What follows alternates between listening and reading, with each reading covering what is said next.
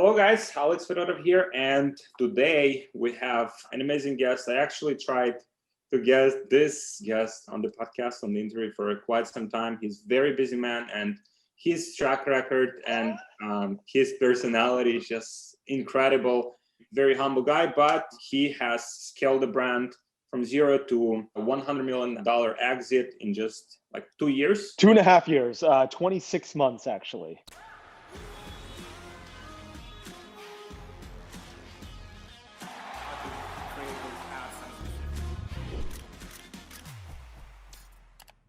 $26 months, man. Like, I'm thinking about this, and thank you so much for making the time for this. Yeah, of course. Happy to be here. Looking forward to this. Thank you, man. I imagine, like, you probably have so many invites, like people want to like learn from you at this stage, like how this guy did it, because it's truly like outlier, out of all of the businesses, how many of them get to like certain stage, how many get like to 7 figures, 8 figures, right? And this is like truly like 0.00, like 1%. And how did you do it? Great question. Just to be clear, so the brand is called Native. We started the brand in July of 2015. We grew the brand a bunch. We basically bootstrapped it. We had we raised $500,000 over the life of the business, $50,000 sort of in the first 3 months, another 250 in the first year. And that was really all we need. Like, we didn't even need that much money, but we ended up raising it. Then we raised a little 200,000 just from family and friends that I thought would have nice returns and I wanted to support. And yeah, grew the business, sold it to Procter Gamble in 2017 for 100 million. And how did we do it? I wish this was like I wish I could tell you I'm like Elon Musk or Jeff Bezos or some sort of weird genius. None of that is true. Like, this is something that anybody can do. And I know that because I did it. And there was nothing special that I did that nobody else could figure out. Because I was thinking like probably like the person like you, because that was like your like second exit, right? Like you had the first exit before that. So That's right. Yeah. When you were like getting into the market, like, did you start a company with exit in mind? Like, did you know like who will buy the company? Did you like create it specifically positioned for the sale, or you just like started and then like figured out as it went? Great question. Like, when we were raising money, we created these decks, and I still have, like, I was looking through one the other day randomly. It was, I forgot, like, I was using Finder and it showed up, and I was like looking through the deck because it was, I created in 2015. I was like, what an insane business. Like, this deck looks so bad. It looks like my 5-year-old nephew actually created it. And it says, we grow in 2015, we grow in 2016, in 2017, we sell our business to a beauty company. And I was like, you just put those things because that's what you're supposed to do, in deck. But, that was actually true. We actually kept to the timetable we put in the first deck we ever created in terms of exiting the business. I didn't I guess the way I thought about it was I'm going to grow. I want to start this business and I want to grow a business and I want it to be, my parents are entrepreneurs and I saw them work really hard and I was like, I'll work really hard and it'll be a profitable, successful business. But I never thought about it as, we're going to sell this business. I was sort of like, we're going to make money. And like, of course we'll make money. That's how businesses, exist. And so, it was like we raised $500,000. When we sold the business, we had $12 million in cash. Like, we made money. Like, we generated a lot of cash. And so, like, I wasn't like, okay, at some point, I wasn't like, I need to sell this business. I was like, this business is creating a lot of cash and making a lot of money. And so, sell it or don't sell it, I'll be able to afford my rent and, afford to eat with the, on the back of this business. By the way, I'm a user of Native products. They're amazing. Fantastic. The shower gel, it's charcoal, and then the deodorant. Yeah, sure. Yeah, the deodorant was the only product that we had when we sold the business. Basically, for the first 3 years of the business, we only sold deodorant. It's our hero product for sure. Best-selling natural deodorant, I'm sure, in the world at this point. And, represents a significant share of the US base of deodorants. It's a $60 million a year business at Target. How is that just in Target? Just in Target, yeah. Holy smokes. Wow. I see it. Business in Target, like they have these like now like customized, like big shelves.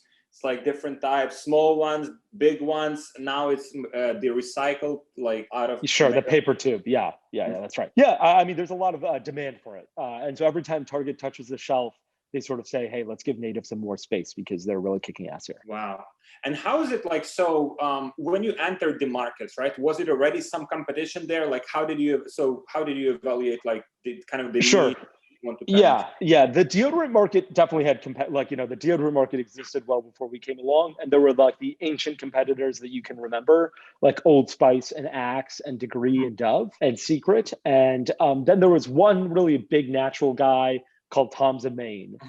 And so when we entered, those were really like the big players in the business. But we never thought, I never thought, oh my God, what's going on? Like, what is Old Spice going to do tomorrow? What is Tom's of Maine going to do tomorrow? I was like, look, I'm going to grow a new brand that resonates with consumers in the 21st century. I don't care, like, what is Old Spice going to do? What is Tom's of Maine going to do that's going to resonate with consumers in the 21st century? Tom's of Maine looks like it was a brand created in the 1980s, and then everybody quit, and nobody has done anything in their entire for the entire brand since 1980. They sold it, right? That company. Yeah, it's owned by Colgate-Palmolive. It looks like in 30 years, no one has worked on that brand. Like they haven't brought in one designer.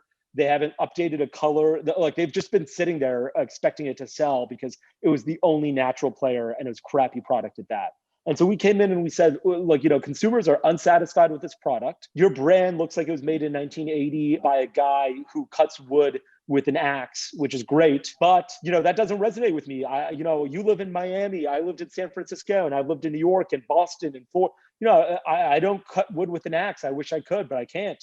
And so I'm going to create a brand that resonates with the 21st century modern consumer. And I'm going to really care about product as well. My product isn't going to be this crappy Tom's of Maine product that you haven't done anything with for 45 years. I'm going to create a much better product. And I'm going to work with consumers and with our manufacturers and with ingredient suppliers to continue to iterate that product. And that's how we created the brand. I remember listening to one of your interviews, and you said that it would cost you like $10 to produce and ship like one product, and you sell it for $12. Yeah. When people are like, how did you come up with this pricing? I'm like, this pricing took me about 30 seconds to come up with.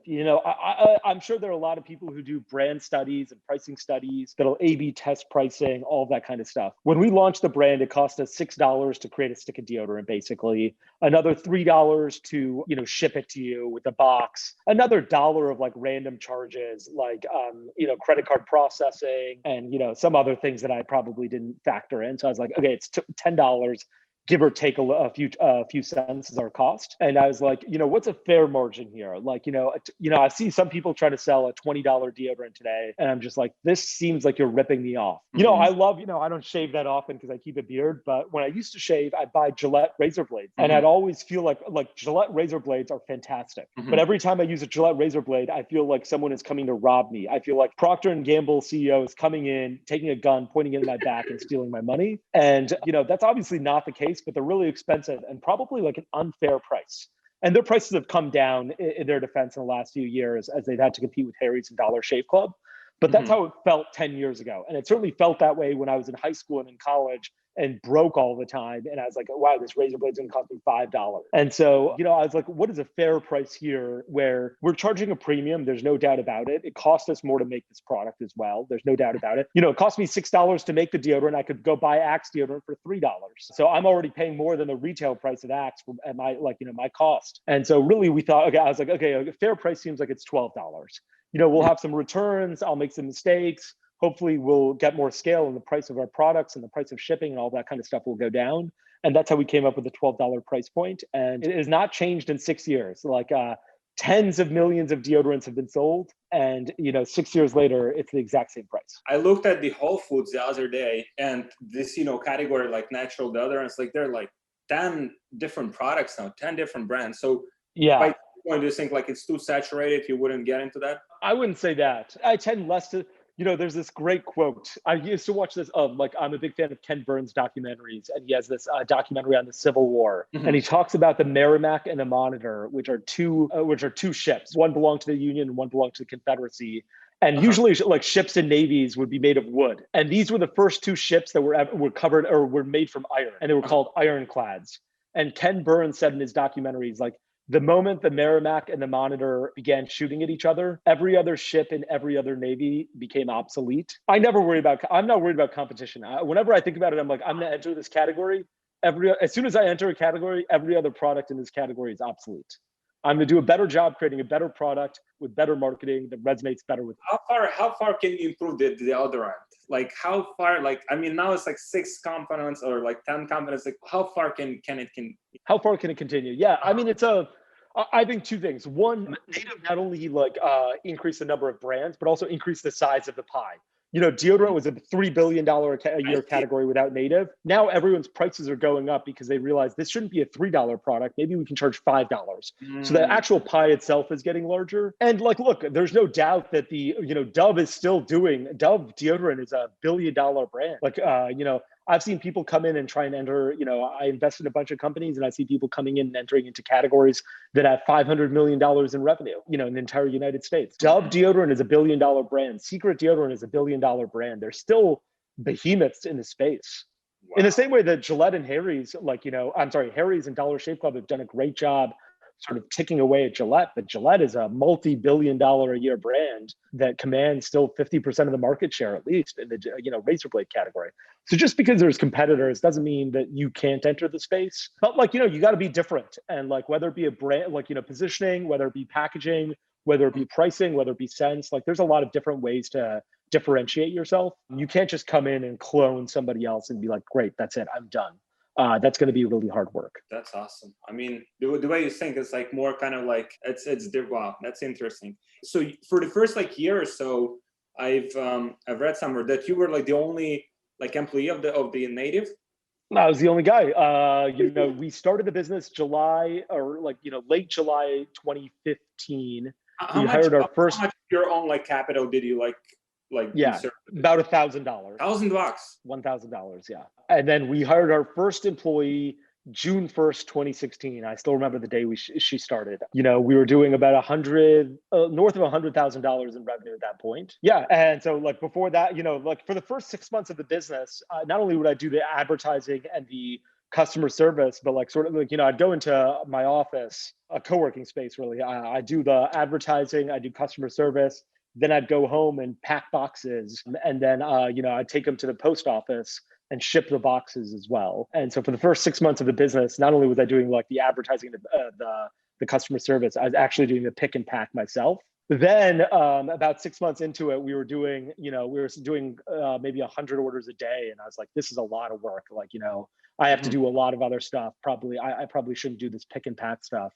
So found a facility, at the time I was in San Francisco, found a facility in Oakland, California that did it. And so, I drove over there, taught them how to do it. And then they did it for the next, couple of years. And they went from, we went from 100 packages a day to more than 1,000 with them. What kept you was it a hit from day one? When you started advertising?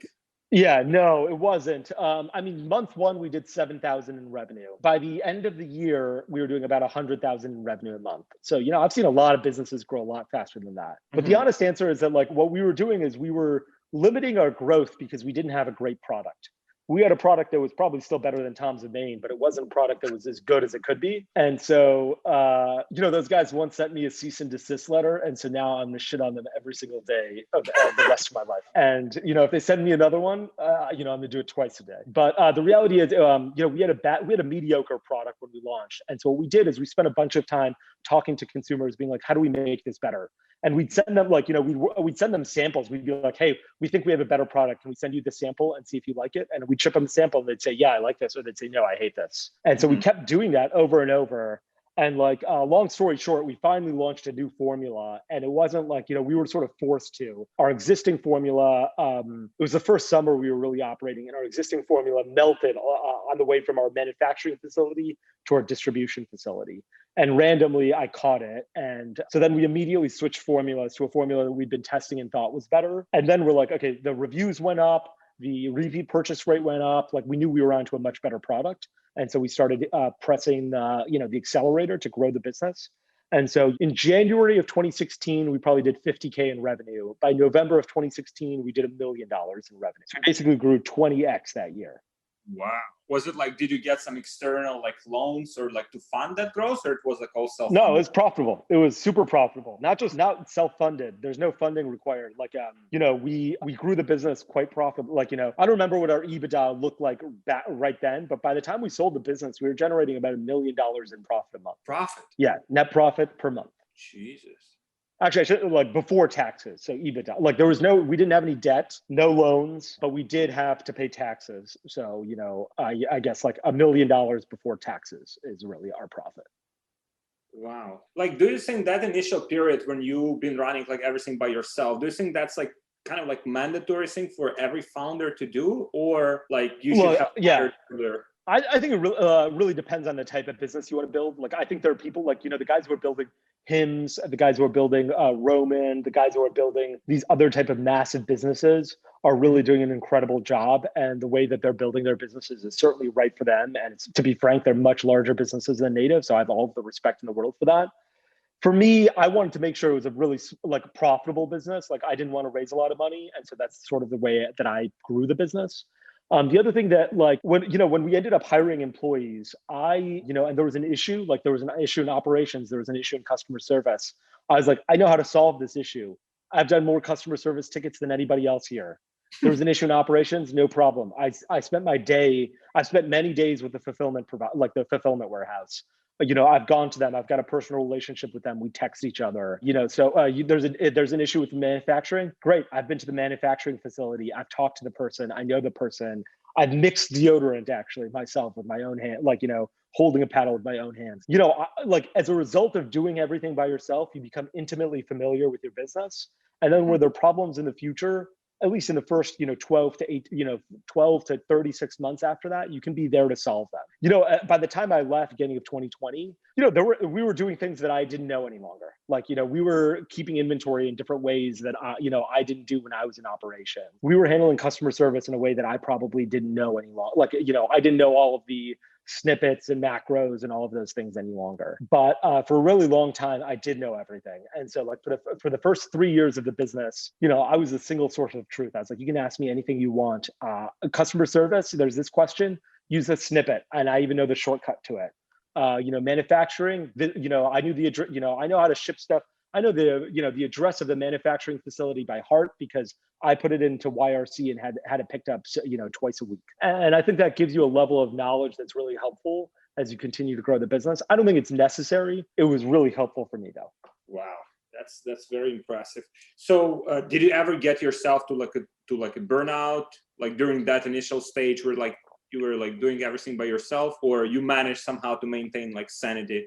Yeah, I mean, look, there's no question that I guess two things. One is the girl that I was dating at the time was fantastic. She and I would sort of go on mini vacations together, and that was really fun and fantastic. And that helped me sort of recharge. Like we'd go out go to Napa for the weekend or whatever. And then two, for me, it was a lot about growth. I was like, growth of the business will make me excited and happy, and will make it so that I don't burn out. And since we launched the business to the time we sold the business, there was not 1 month that we did not have a growth. Like every single month we grew the business for for the 26 months that it took us to sell the business. And so that growth, and sometimes we were we went from 250,000 to 400,000, 400,000 to 600, 600 to 1 million. And so that kind of growth gets you really excited and makes it so you don't burn out as much, I think. Mm-hmm. So you mentioned at the point when the business was sold, it was producing about $1 million per month profit. And you've had 10 employees at that point? We had 8. 8. That's efficient.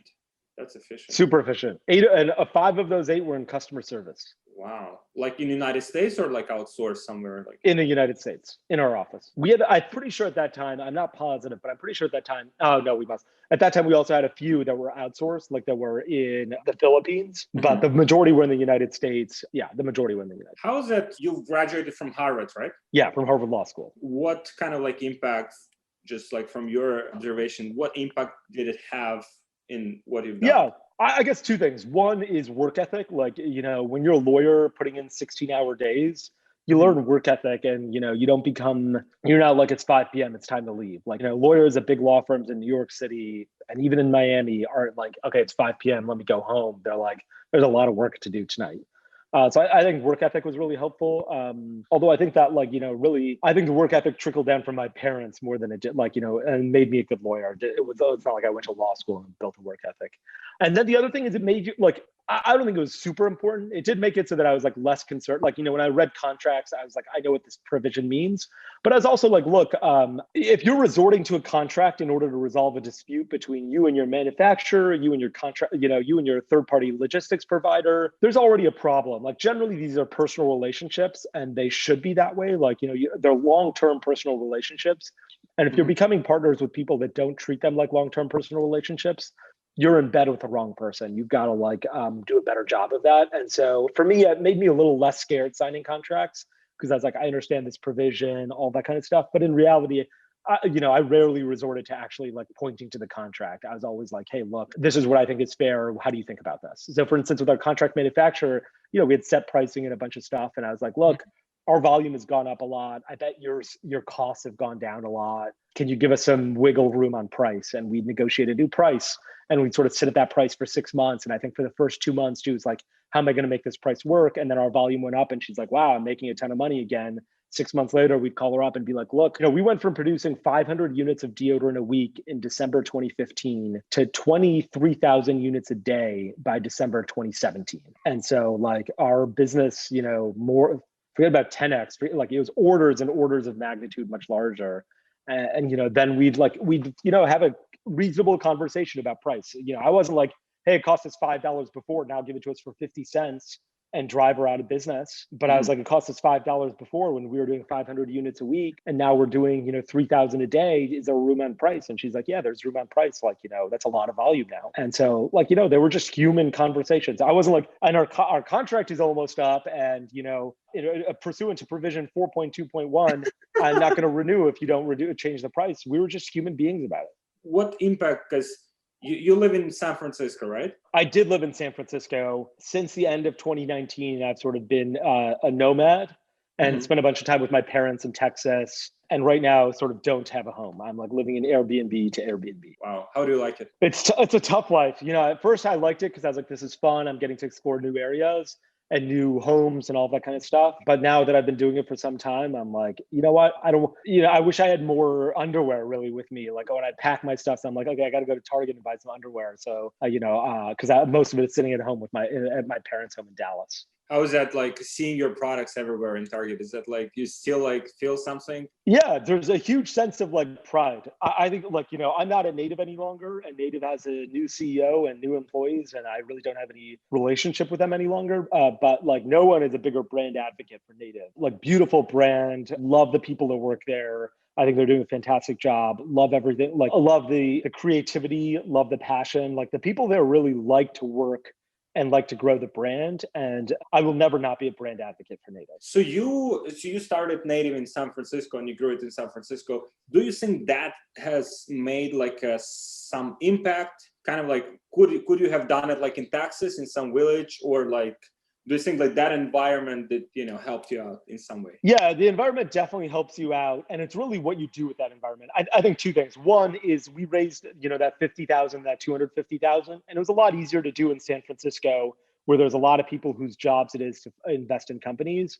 A lot easier to do in San Francisco than it is to do in like, Plymouth, Massachusetts, or Omaha, well, maybe not Omaha, Nebraska, but Springfield, Illinois, right? Like if you end up needing to raise money, it's a lot easier in places where people are used to that type of business. And there's like people whose jobs it is to, provide money. So I think that was really helpful. I think that was helpful. The other thing that was really helpful is I used to host this like e-commerce brunch where once a month, a bunch of e-commerce entrepreneurs and I would get together for brunch at a hotel in San Francisco, and we talk about e-commerce. And, it was really interesting. Like, I started doing it when the brand was probably generating $20,000 in revenue, and, did it when the brand was generating $10 million in revenue a month. And like, it was a very different brand, but like there were all sorts of businesses. There were brands doing hundreds of millions of dollars in revenue and there were brands doing hundreds of thousands of dollars in revenue a year. And so we'd all chat and be like, what's working? What about hiring people? Like, did you have this problem with Facebook recently? Did you have this problem? Like, how are you thinking about collecting state sales tax when you're growing the business? All those types of things. And so that network was really great. I think that network can be replicated in many places. It could be replicated in New York and in Austin and Miami and in LA and in Chicago, but maybe not in Springfield still. And so that was super helpful. Like having a community of other entrepreneurs that I could talk to about my business. I remember like I would drink 3 cups of coffee during those brunches, and afterwards everyone would be like, okay, so it's the week, they were on Saturdays and Sundays. People would be like, what are you doing for the weekend? I'm like, you guys just gave me 40 great ideas. I'm going to go to work right now and implement 10 of them. And it was a ton of fun. Wow, that's awesome. That's very interesting. So now you're like are you planning to start any new companies? Like just repeat the Definitely. same? Over the last year, or last 3 or 4 years, I've invested in a bunch of brands, and I really enjoy that. I've invested in everything from brands that don't have any revenue to brands like Manscaped. I'm an investor in Manscaped. I'm an investor in Magic Spoon, which I invested before they launched. I'm an investor in Liquid IV, or was, but until they sold. I'm an investor in Pepper, Postscript, Gorgeous, a bunch of e-commerce sort of brands and a bunch of e-commerce software, and really enjoy doing that. But my passion still lies in terms of starting new companies, or like being an operator. And so I feel like I'm too young to not be an operator still. So when you invest in companies, what kind of like qualities do you look for? Are you looking for the same like founders, like hardworking people? You looking at founders, at the product, or what kind of like aspect is the most important to you? Yeah, great question. I think a little bit differently maybe than most founders. Like most like venture capitalists will tell you that the first thing they look at is the people. The first thing I look at is the product. I think Mark Zuckerberg is clearly a phenomenal CEO of Facebook. Would it be a good CEO for cat food? I don't know, but or what if he was selling, if your product isn't going to resonate with consumers, or is addressing a market that isn't there, or is addressing a really tiny market, I think that makes it a tough business. And so I think the first thing I think of is this a product that I would use? Is this a product other people would use? Like, how do consumers use this already? Is this a category that hasn't been disrupted in some time? Are there legacy brands that need to be, jostled a little bit? And then I look at the people, like who are the people behind this brand? How are they thinking about it? Are they the right people to do it? So I think I generally think what is the idea is more important than the people, which is maybe an unpopular opinion. But so I guess I look at people first and then brand. I'm sorry, product first and then people. Okay. In terms of the like markets, do you see any markets that are like specifically for example, if you get into the markets, right? Do you look at the like aggregated like growth rate for the specific market, or that doesn't concern you as much? That concerns me less. What was the growth rate of the deodorant category before native was in there? It's probably growing at 2% year over year. Yeah. You can make growth happen, and I think people have done that in feminine care. I think people have done that in Method did that with shampoo and laundry detergent. I think there's a lot of ways that you can change the growth rate of a category. I remember when we were trying to sell the business. Not try to sell the business. At one point we were trying to raise money, and we talked to this fund, and they're like, "Look, the entire natural deodorant category is $30 million. This is a small business. This is a small category. Why are we here? What do we care about $30 million?" And I remember saying, "Look, I don't know where that stat is from. I've been trying to find that stat for some time. But if the entire natural deodorant category is 30 million, I'm the entire natural deodorant category because I'm doing 30 million." So the category may have been 30 million the year before we got there. And now the category is 450 million or 550 million, so the category is more than 10x. And, native is north of $100 million a year easily at this point. So it's a very different brand. And so I think you can create category growth. How did you do it? In terms of did you have to educate customers? Okay, so the other ones that have a lot of garbage in them, don't use them, or just happened people? Yeah, fantastic question. I was really worried about that because education is expensive. You pay a lot to go to law school, and then I didn't want to pay a lot to teach people things too. The reality is everyone was already I want to use an aluminum-free deodorant. I just haven't been able to find one that actually works. And so, we sort of went out there and we said, "Hey, we're an aluminum-free deodorant that works." And we didn't have to say, "Hey, here's why you might want to avoid aluminum." And, the science is murky on aluminum. And so we're like, "Look, here's aluminum-free deodorant. You can use aluminum, and, we're certainly not saying it's going to cause cancer because nobody can say that. But the way we think about it is, why not be safe rather than sorry? You're going to live a long time, and this product is going to be on your body all day, every day, 24 hours a day for 50 years. Do you really want to take the chance here?" And so that was sort of our messaging. And people were like, "Yeah, actually, I want to use aluminum-free deodorant." In terms of let's say you launched a new brand, if you were to launch a new brand today or this year, what channels would you look directly at? The paid advertising, Facebook ads, or what channels would you kind of start with initially?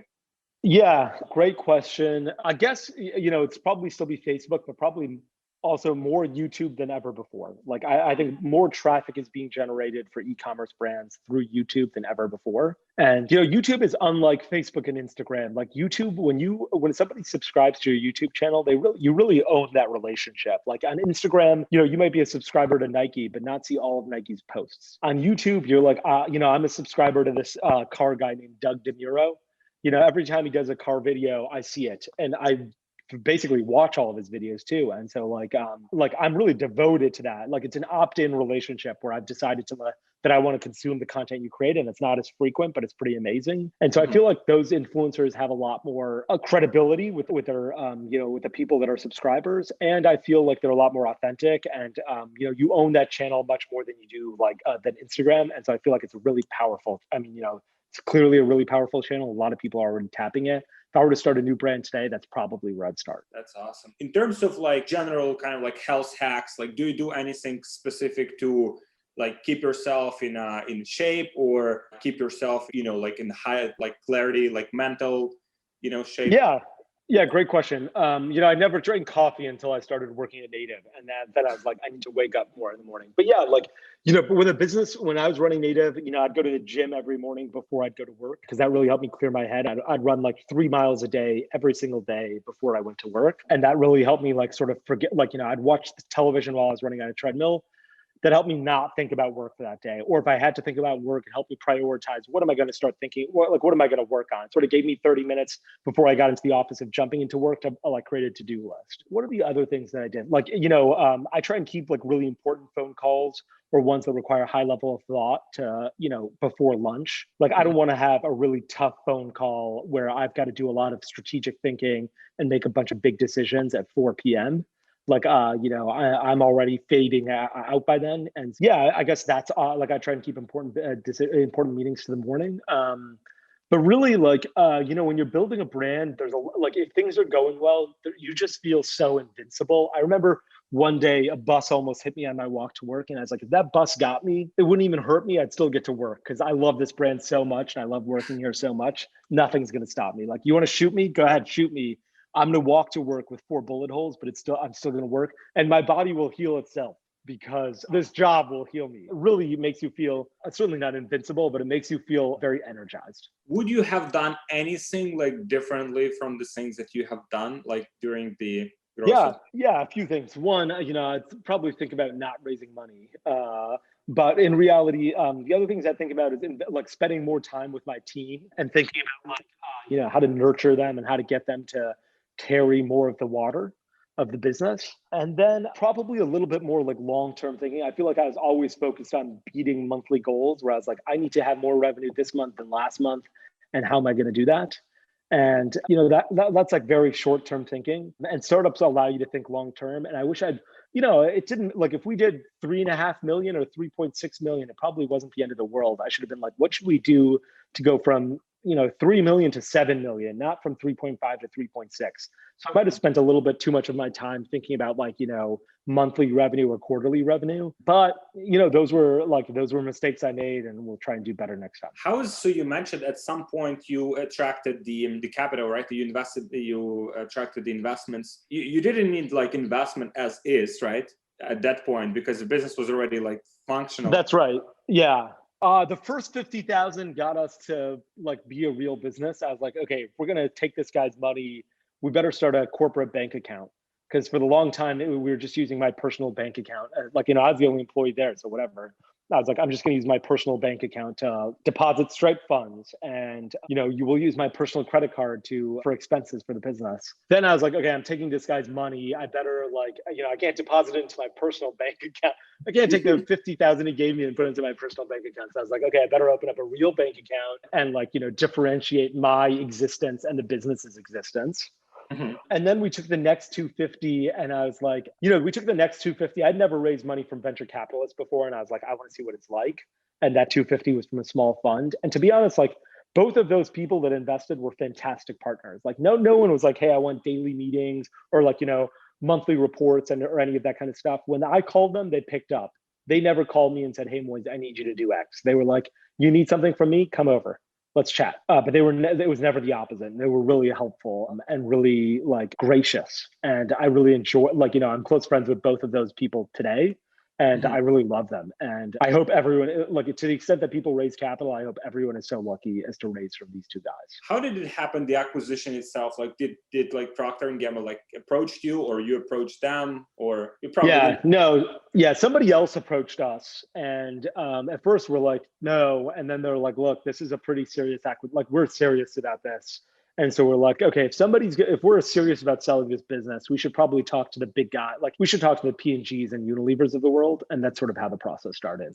And so we hired an investment banker, ran a process, talked to P&G and Unilever and Edgewell and private equity firms and the right people to run that auction process. Do you think the profitability played the role in that the business was like highly profitable, or just that it had like so many customers and was getting the market share? I mean, it certainly played a role in valuation. Like, no one wants to buy business. Like, I heard Dollar Shave Club. Well, no one wants to buy a business that's not profitable for many, many years, right? Like, if I'm running deodorants at Unilever and I buy your business, my bonus is based on the success of my category, right? Like, how well did Unilever deodorants do? And so, like, if you're sucking up I paid you a bunch of money and now you're sucking up a bunch of money, how's this ever going to be? How am I, like, my bonus is going to be bad. So I think everyone's like worried about like profitability more today than ever before. Like, nobody wants to buy a brand that's losing hundreds of millions of dollars and sort of support it for that lifetime, the lifetime of that brand. You want to buy a brand that can stand on its own 2 feet. So years of that like craziness of like very money like funded like venture capital, do you think that just shrinking down? I don't think it's shrinking down. I think it's rationalizing or going into like the Hims and Romans of the world are much larger businesses and very different businesses and will probably require a lot more intense capital. And so I can understand why it's there, but they also get paid higher multiples on revenue. I think with like, you don't see a lot of $1 billion exits in e-commerce. And so, like a few more. Yeah, exactly. That's right. And so I think that like, VCs that were sort of like, hey, this is going to be $1 billion e-commerce company are probably like, well, maybe we should take a little bit more time before we say that that's the case. And so they're just like putting in like the seed rounds and Series A rounds are still make a lot of sense or can make a lot of sense if they're the right valuations. The rounds where they're like, yeah, this is $1 billion brand, like, it's hard for an e-commerce company to sell for $10 billion. Who's going to buy it? It's hard for it to IPO. Like, look at Harry's, right? Harry's is a great example of that. Huge brand, hard for anyone to buy it at this point. They've got an IPO. Will those economics make sense? Will the market support it? Will the analysts support it? Really, like, I think for earlier stage companies, fundraising makes sense. For late stage companies, I think at some point you've got to show that you can stand on your own 2 feet. Cool. And the last question, what would be like your one piece of advice to the founders? So let's say founders who've already have some traction in the business and want to take business to the next level. What would be your piece of advice? I'm going to give, let me give a piece of advice that has to founders that has nothing to do, well, maybe it has something to do with that. It's trust your gut.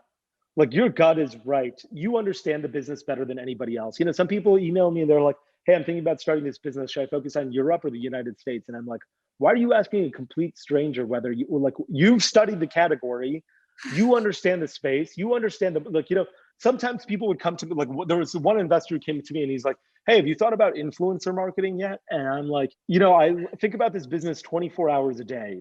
And, I'm a wartime CEO focused on, generating new top line revenue goals. You think I haven't thought about influencer marketing? Like, what are you, crazy? There are rare instances where people are going to provide or think about your business in a way that you haven't thought about it. But the reality is you shouldn't take advice from me. I don't know your business nearly as well as you do. You live and breathe that kind of stuff. You care about this business. All the incentives are aligned for you to succeed. Mostly none of the incentives are aligned for you to succeed for me. So don't I can understand that, like, having good sounding boards. Like, I use a lot of people as sounding boards. So I'm like, let me think about this, or this is working for you. How could I apply it to my business? All of that kind of stuff. But the reality is you should trust your gut to know where your business is going and what's going to make it more successful and less successful. And nobody will understand your business as well as you are. So you're in the best position to do that. And I think people don't do that often enough. Like, just based on the questions that I get where people are like hesitating, I'm like, this is your business. You live and breathe it. You've been doing it for years. You know what to do here. Like, you have an inkling. Your gut says go X or go this route or go this route. And like sometimes, Peter Thiel has this famous question. He's like, what do you believe that most other people don't believe? My answer to that would be data is overrated. Like, Donald Trump won the presidency in 2016 despite all of the data. Because he's like, my gut is telling me I'm going to win this. Look at the size of this crowd and look at how passionate they are. There's a lot of things that are like, data is not going to give you a good answer for. Like if I trusted the data, I'd say natural deodorant category is $30 million. What am I doing getting into this? Yeah. So trust your gut. Man, thank you so much. I know you're a busy man. Thank you so much for making the time. Yeah, fantastic. Likewise, I really enjoyed this. Thanks so much for the time. I enjoyed it a lot and I learned a lot. And one of the biggest takeaways, like for me personally, the data is like, the overrated, because we also, invest in businesses. We have our own business and like, we see, the potential is data says some numbers grows like over years. And thank you, man. Yeah, thank sure. You, of course. Talk to you soon. Hey, thank you so much for watching this video. If you can just like this video and hit the subscribe button so you don't miss any of my videos in the future. Thank you.